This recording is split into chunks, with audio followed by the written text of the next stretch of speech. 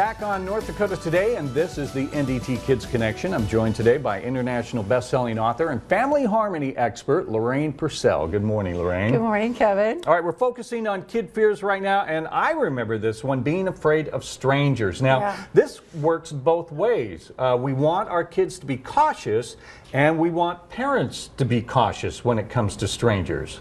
Am I right? Am I wrong? Yes, we do. But if you analyze the statistics, because what we're afraid of is abductions. Sure, right? Sure, yeah. Most abductions occur from the other spouse.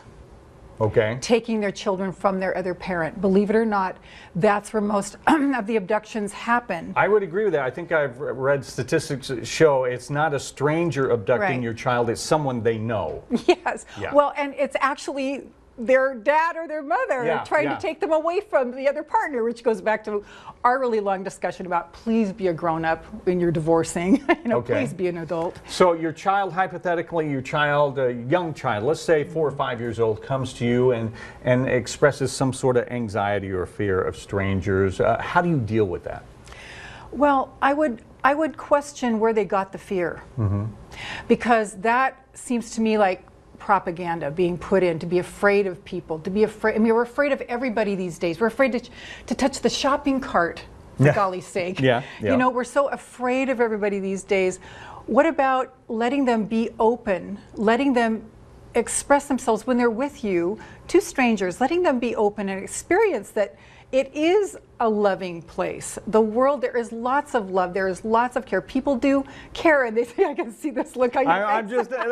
I'm sorry, but if I'm pushing the shopping cart around, I've got my young child in there, and the child talks to a stranger, as a parent, the lights are going to go on, and the defense mechanisms are going to kick in. Really? Yeah. Oh, sorry. Because I would want my child to be open. And because when we start getting our children afraid, and this might be part of the fear of the dark too, teaching them to be afraid, our schools teach them to be afraid, we teach them to close down, close down, close down, close down. But isn't that just called being street smart?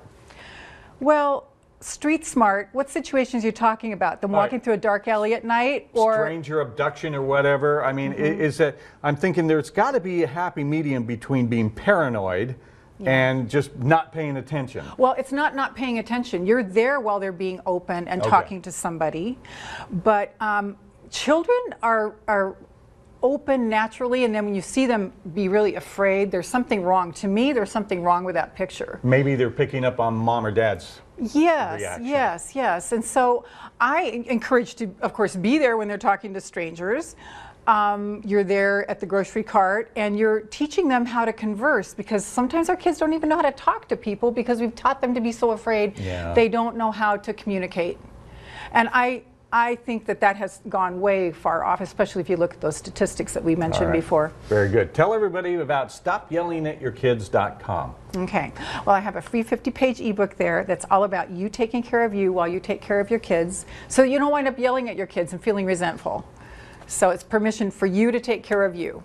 And it's free. It's free. And your phone number there as well, so anyone can give you a call. Absolutely. Fantastic. All right, thank you so much, Lorraine. Thanks, Kevin. And we will be right back with more North Dakota Today.